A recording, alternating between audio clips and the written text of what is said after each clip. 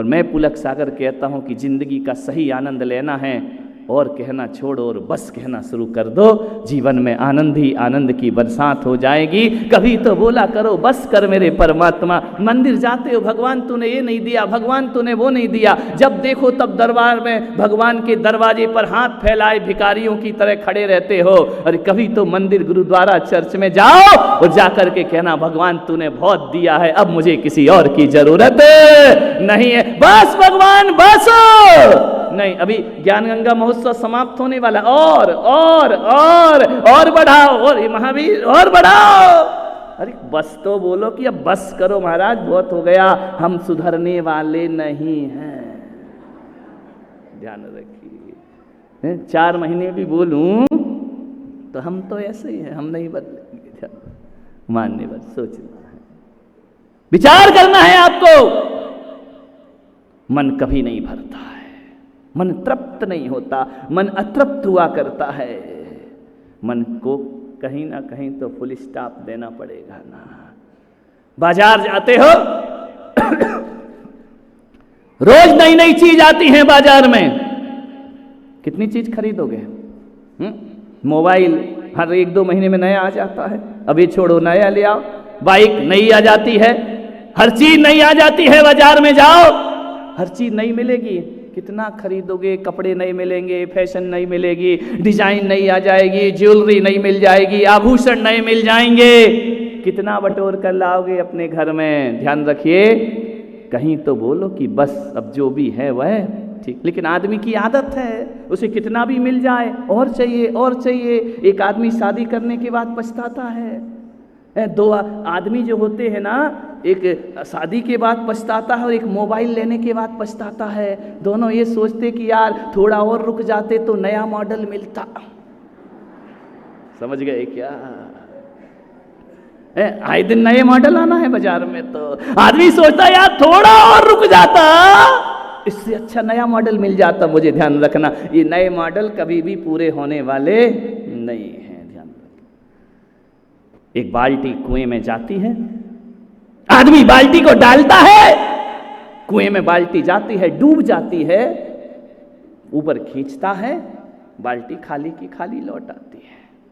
गहरा कुआं, बाल्टी डाल रहा है पानी में, बाल्टी भरी नहीं रही है, ऊपर खींचता है तो खाली हो जाती है, नीचे जाए तो ऐसा लगता है कि बाल्टी भर गई है, ध्यान रखना। लेकिन बाल्टी खाली की खाली ही वापस लौटा करती है। आदमी परेशान हो गया, सुबह से शाम कुएं में डाल रहा है, बाल्टी निकाल रहा है, डाल रहा है, निकाल रहा है, बाल्टी खाली की खाली लौट कर आती है। और एक बात याद रखो, बार बार कुएं में बाल्टी डालता है, हाथ भर जाते हैं लेकिन बाल्टी नहीं भरा करती है, बाल्टी खाली की खाली। मैं वहां से निकला, मैंने कहा क्यों रे भाई क्या कर रहा है तू? 1 घंटे से देख रहा हूं। बोले महाराज देखो ना, ये कुआं बड़ा बदतमीज है, ये कुआं बड़ा बेवकूफ है, ये कुआं बड़ा पार्शलिटी करता है। मैंने कहा क्यों?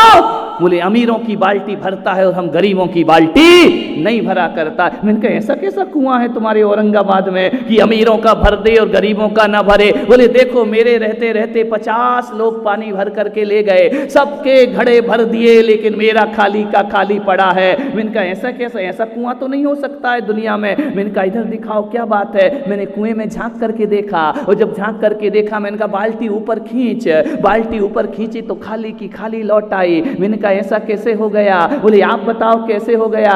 मैंने कहा बाल्टी दिखाओ। और जैसे ही बाल्टी दिखी उसके नीचे पैंदा नहीं था, ध्यान रखना है। अरे बिन पैंदे की बाल्टी पूरी जिंदगी भी पानी में डालो तो भरने वाली रस्सी थी, हैंडल था, नीचे उसके पैंदा नहीं था। मैंने कहा पागल, कुआं तो छोड़, छोटी सा पोखर भी तेरी बाल्टी भर सकता है, शर्त ये है कि पैंदा लगा ले। मान्यवर आप कहेंगे कैसा पागल आदमी था, बिना पैंदे की बाल्टी भर रहा था? वो आदमी कोई और नहीं, आदमी वो हम सब हैं, यहाँ बैठे हुए हैं। हमारी जीवन के मन की फूटी बाल्टी में संतोष का पैंदा नहीं है, इसलिए बाल्टी खाली की। मैं तो कहता हूं मन की फूटी बाल्टी में संतोष का पैंदा लगा लो, छोटी सी जिंदगी भी आनंद में परिवर्तित हो। नहीं बदलता आदमी। एक बार नारद औरंगाबाद आ गए, अब आ गए तो आ गए, मैं भी दूसरी जगह क्यों भेजूं, औरंगाबाद ही बुलाऊंगा, जहां रह रहा हूं वहीं बुलाओ ना नारद जी को। नारद औरंगाबाद आ गए। औरंगाबाद का एक भिखारी, अभी मत पूछना उस भिखारी का नाम बताओ, नहीं तो तुम लोग बिल्कुल तैयारी रहते कि नाम बता दो जरा उसका। औरंगाबाद का एक भिखारी राजा बाजार मंदिर के सामने खड़ा, सुबह सुबह भीख मांगने के लिए, कुछ दे दो कुछ दे दो कुछ दे दो। सुबह सुबह उसकी किस्मत कहो या बदकिस्मती कहो, सुबह सुबह नारद मिल गए। अरे उसने कहा यार पहला ग्राहक मिला, वो भी बाबा बैरागी मिला, ये क्या देगा मुझे, पहला कस्टमर है आज सुबह का, बोनी बिगाड़ रहा है बाबा, लेकिन अब मिला है तो मांगना तो पड़ेगा। जैसे ही नारद के पास गए, नारद ने कहा बोल क्या चाहता है। बोले पहले दर्शन हुए मेरे सुबह सुबह आपके। नारद ने कहा बोल वरदान मांग। बोले वरदान तो छोड़ो, मैं संतोषी प्राणी हूँ, औरंगाबाद में ज़्यादा हाय हाय नहीं होती है, हमारे पास जो है हम उसमें सुखी रहते हैं। अरे बोले ज़्यादा ज्ञान मत बांट, जब ज्ञान गंगा में सुन लूंगा, तू अपना मामला बता कि क्या है, क्या कहना चाह रहा है। बोले कहना ये चाह रहा हूँ कि मैं सुबह सुबह भीख मांगने में निकला हूँ, मेरा भिक्षा पात्र भर दीजिए। नारद ने कहा पागल, दिमाग नहीं है तुझ में, नारद से मांग रहा और इतना सा कटोरा, इतने से कटोरे को कह रहा कि इसको भर दो। बोले नारद जी एक बात ध्यान रखना, कटोरा फुल भरना। अरे फुल, बोले पागल है। बोले जो भी है। नारद ने कहा मेरे पास तो कुछ है ही नहीं। तो बोले तू कटोरा भी नहीं भर सकता है मेरा। बोले कटोरा भर सकता हूँ, मेरे पास कुछ नहीं है। तो बोले कैसे भरेगा। तो बोले चलो मैं तुमको इंद्र सभा में ले सकता हूँ, कुबेर के पास ले जा सकता हूँ, इंद्र के पास ले जा सकता हूँ। भिखारी ने कहा चलो। बोले चलो। अरे यार भिखारी ने कहा कि मारोगे तो नहीं। बोले क्यों। बोले स्वर्ग जाने से पहले तो मरना पड़ता है। बोले नहीं, आज सुबह सुबह तू मिला है, मैं तुझे जीते जी स्वर्ग ले सकता हूँ। जैसे ही स्वर्ग ले गए, इंद्र महाराज वहां बैठे थे। इंद्र ने कहा कि क्यों भाई नारद तुम आए तो आए, औरंगाबाद का आइटम क्यों उठा करके ले आए हो, ये आदमी को यहाँ लेकर के क्यों आ गए हो। अरे नारद बोले सुबह सुबह मिल गया, इसको दर्शन का फल दे दीजिए। अरे बोले क्यों लाया, इस आदमी को लेके क्यों आया, उसको जल्दी वापिस भेज। बोले मतलब क्या है। बोले ये आदमी यदि स्वर्ग में रह गया तो 24 घंटे में नरक में बदल देगा, ध्यान रखिए। इसको नीचे फेंको, नीचे बिल्कुल है, ये मृत्यु लोक में रहने वाला स्वर्ग में कैसे आ गया। नारद ने कहा जल्दी भगाना है। बोले हाँ बिल्कुल जल्दी, आदमी यहां होना ही नहीं, इंसान यहां नहीं होना। तो बोले क्या करना है। बोले इसका कटोरा भर दो यार, बहुत भूखा है इंद्र महाराज, दे दो, गरीब है बेचारा, दरिद्रता मिटा दो इसकी है। तो इंद्र ने कहा इसके लिए यार तू यहाँ काय को लेकर के आया है, यहाँ लाने की क्या जरूरत थी, वहीं किसी औरंगाबाद वाले को सेट कर लेता, डीवी कासली वाले के यहाँ भेज देता, इतना सा कटोरा तो वही भर के रख देते, और नहीं मिलता तो महावीर पाटनी के यहाँ भेज देता, वही कटोरा भरते और कोई ना भरे। तो प्रकाश अजमेरा तो भर ही देता कटोरा, ध्यान रखिए। बोले वहां ले जाओ, वहां भरा देते कटोरा। ललित जी बोल रहे हम कोई कम है क्या, हमारे यहाँ क्यों नहीं भेज रहे हो। ध्यान रखना, विचार करिए, तू इसको यहाँ लेकर के क्यों आया इस कटोरे के लिए। अरे नारद बोले समय बर्बाद मत करो, दे दो ना इसको, आपके भंडार में क्या कमी है। तो बोले ठीक है। भिखारी ने कहा ध्यान रखना, फुल चाहिए, आधा अधूरा लेके नहीं जाऊंगा, फुल भरो कटोरे को। कुबेर ने कहा कि भरो। हीरे मोती के थाल आए, कटोरे में डाला, कटोरा खाली का खाली, फिर कटोरे में डाला, फिर खाली। कहते हैं 5 से 10 घंटे हो गए, वो कटोरा भर ही नहीं रहा, डाले जा रहे। नारद को तो अब पसीने आने लगे। नारद ने कहा यार इंद्र महाराज तुमने सही कहा था, मैं तो उपद्रव लेकर के आ गया हूँ। एक कटोरा में कोई होल कर रखा है, टुकड़ा छेद कर रखा है, जो नीचे गिराए जा रहा है। एक कटोरा, बोले देखो नारद जी, मैंने कहा था मेरा कटोरा फुल होना चाहिए, वो बिना फुल हुए अब मैं यहाँ से जाने वाला। नारद ने कहा यार ये तूने कौन सी फैक्ट्री से बनवाया ये कटोरा, मैं डाल दिया थाल के थाल भर करके, तेरा कटोरा भरता ही नहीं है, इधर दिखा तेरा कटोरा। बोले नहीं कटोरा नहीं दूंगा, जिंदगी तो कटोरे में है मेरी। अरे बोले फिर भी दिखा तो, कौन सी कंपनी है, कौन सा ISS मार्क का तूने कटोरा लाया, इधर ला। जैसे ही कटोरा देखा, नारद ने अपना सिर फोड़ लिया। बोले बेवकूफ, पहले ही बता देता तो मैं तुझे काय को लेकर के आता। बोले मतलब क्या है। बोले ये बता तुझे कटोरा कहाँ मिला। बोले सुबह सुबह जा रहा था, एक शमशान घाट से गुजरा, ये कटोरा नहीं आदमी की खोपड़ी है जो मैं लेकर के आ गया हूं।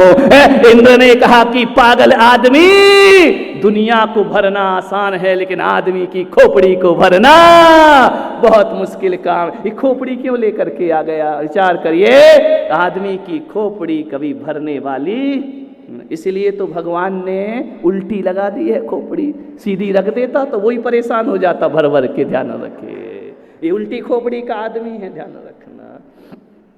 सबको भरना आसान है लेकिन आदमी की खोपड़ी को भरना बहुत मुश्किल काम है। मान्यवर, संतोष जाके घर संतोष धन, सब धन धूल समा। संतोष रखिए। मेरे पास क्यों आए हो प्रवचन सुनने? क्यों भागे चले आते हो? मेरे पास क्या है? ना रुपया है, ना पैसा है, ना दौलत है, ना कुछ है। और जब ये बड़े बड़े लोग मेरे पास आते हैं तो मुझे लगता है कि इन्हें सुख उसमें नहीं मिला करता है। ये सुख की तलाश में संतों के पास जाया करते हैं। ध्यान रखिए, यदि इनके पास सुख होता तो एक नंगे फकीर के सामने जाने की आदमी को जरूरत क्या हो जाती। ध्यान रखना, आपके पास धन है, दौलत है, रुपया है, पैसा है, लेकिन चेहरा मुरझाया हुआ है। और मेरे तन पे कपड़े नहीं हैं लेकिन चेहरा खिला हुआ करता है। ध्यान रखिए, इसका मतलब है कि जगत के पदार्थों में सुख नहीं हुआ करता है। एक बात ध्यान रख लो, सुख साधनों में नहीं होता है, सुख परमात्मा की साधना में हुआ करता है। आनंद तो परमात्मा की साधना में बरसा करता। वरना मेरे सामने आने की जरूरत क्या है तुमको? तुम्हारे पास तो सब कुछ है और मेरे पास कुछ भी। एक आनंद की कमी है जीवन में। ध्यान रखना, धन दौलत से उस सुख की पूर्ति नहीं हो सकती है। सेठ मेरा भी वही है, उठाते हैं उसको। बैठा था लॉन में बैठ करके अखबार पढ़ रहा था। पढ़ते पढ़ते सेठ के मन में ऐसा विचार आया। विचार कभी भी आ सकते, कहीं भी आ सकते, किसी भी क्षण आ सकते हैं कि सेठ जरा पता तो कर, तेरे पास कितनी दौलत है। अपार दौलत थी। उसने मुनीम को बुलाया, मुनीम जी इधर आओ, जरा बही खाते तो दिखाओ, वसीयत तो दिखाओ, मेरे पास दौलत कितनी है। मुनीमों ने कहा, सेठ जी कैसी बात करते हो, इतने जल्दी, अभी इसी वक्त? इतनी दौलत है कि महीनों लगेंगे उसका हिसाब बनाने में। महीनों लगेंगे? मुझे 2-4 मुनीम और लगा दो और बताओ मुझे, 8 दिन के अंदर बताइए मेरे पास कितनी संपदा है। बहुत संपदा थी, विराट संपदा। मुनीमों ने कहा, सेठ जी चिंता मत करो। बोले, चिंता इंता की बात एक तरफ रख, तू ये बता मेरे पास दौलत कितनी है। सेठ मुनीमों ने कहा, 8 दिन का समय दो। 8 दिन बाद मुनीम इकट्ठे हुए, बताओ मेरे पास कितनी दौलत। बोले, सेठ जी चिंता मत करो, इतनी दौलत है, तुम तो क्या, तुम्हारे बच्चे भी बैठकर खाएं तो भी पैसों की कमी पड़ने वाली। आज से ही दुकान जाना बंद कर दो। इतनी दौलत है कि बच्चे भी बैठकर खाएं तो धन की कमी पड़ने वाली। वो ना कमाएं 100 साल तक तो भी पैसों की कमी नहीं। सेठ बड़ा खुश हुआ। मालूम है, आदमी जब सद्भाव पे दृष्टि रखता है तो खुशी मिलती है, और आदमी जब अभाव पे दृष्टि रखता है तो दुख मिला करता है। ध्यान रखिए, सुख और दुख सद्भाव और अभाव के नाम हुआ करते हैं। आपकी दृष्टि किस पर है? यदि सद्भाव पे दृष्टि है, जिसे तुम्हारे पास है उस पर दृष्टि है, तो जीवन में आनंद हुआ करता है। और जो नहीं है उसके पीछे भाग रहे हो, वही तुम्हारे दुख का कारण होता है। भगवान महावीर ने कहा है, जो तुम्हारे पास है उसका उपयोग करो, और जो तुम्हारे पास नहीं उसके पीछे पागल बनने का प्रयास मत करिए, उसके पीछे भागने का प्रयास मत करिए। आदमी की आदत है, जो है उसमें सुखी नहीं है, बिल्कुल भी नहीं। मान लो आपकी जेब में 90 रुपए पड़े हैं और बाजू वाले की जेब में 10 का नोट पड़े हैं। अब आपको अपना 90 नहीं दिखता, इस जुगाड़ में रहते हो कि वो 10 यहाँ से निकल के यहाँ आ जाए तो पूरे हाँ, आदत तो वही ना, कितने जल्दी बोल गए, पूरे 100 हो जाएंगे। 90 रुपये सबकी किस्मत में है, जिंदगी भर आदमी 10 रुपये के पीछे भागता है। और एक बात याद रखना औरंगाबाद वालों, कि 10 रुपये मरते समय तक पूरे नहीं हुआ करते हैं। और एक बात याद रखना, 10 के पीछे जो पागल बनता है, बस पूरे 10 हो जाए, मेरी जिंदगी आराम से कट जाएगी। बच्चे बड़े हो जाएं, 10 का नोट, उनके बच्चे हो जाएं, 10 का नोट, मेरे बच्चों का व्यापार हो जाए, 10 के पीछे पागल, 10 के पीछे पागल हो, 90 का सुख नहीं भोग रहे हो। एक दादाजी से हमने कहा कि आ जाओ हमारे साथ, चलो सन्यासी बनकर। बोले चलेंगे। मैंने कहा कब चलोगे? बोले 10 तो पूरे हो जाए जिंदगी में। मैंने कहा 10 कभी जिंदगी में पूरे नहीं हो, मर जाओगे लेकिन 10 का नोट। ध्यान रखना, इस धरती पर परमात्मा ने सबको 90 रुपये दे करके भेजे हैं, लेकिन पूरी जिंदगी वो 10 रुपये के पीछे भागा करता है आदमी। ध्यान रखिए। कभी याद ख्याल किया आपने, आपके मुंह में 32 दांत हैं, 32 ही है ना, कम ज्यादा चलेगा। 32 दांत आपके मुंह में है, एक दांत टूट जाए तो जीभ पूरे दिन कहां जाती है? बोलो बोलो, कौन बोला? तुड़वा के बताएंगे। एक दांत टूट जाए, जीभ बार बार उसी के पीछे जाती, उसी के पीछे जाती, उसी को जाती, वहीं जीभ जाएगी, वहीं अड़ेगी, उससे ही भिड़ेगी। कैसी नादान जीभ है। अरे पगली, 31 दांत का सुख भोग, एक के लिए पागल काय को हो रही है। ध्यान रखना। लेकिन जो नहीं है उसके पीछे हमारा मन जाता है, उसके पीछे हमारा जीवन दौड़ा जाता है। आपसे मेरा निवेदन है, गिलास आधा भरा है, गिलास आधा खाली है, ये हमारी सोच हुआ करती है। ध्यान रखना। अपने आप में जीने का प्रयास कियो, खुद में जीने का प्रयास करो। एक बात याद रखना, जो है उसका आनंद बटोरो। बहुत कुछ तुम्हारे पास है, ऐसा कुछ नहीं दुनिया में। एक फकीर था, एक फकीर था, एक संत था, ऐसा संत, ऐसा फकीर कि गरीब था, उसके पास पहनने को जूते भी नहीं थे।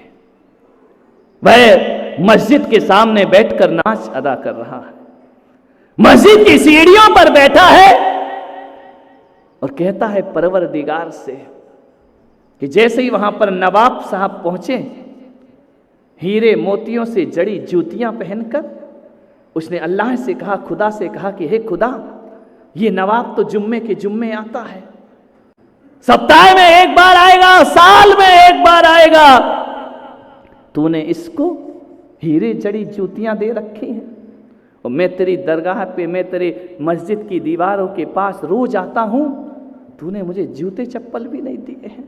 कितनी नाइंसाफी किया करता है तू।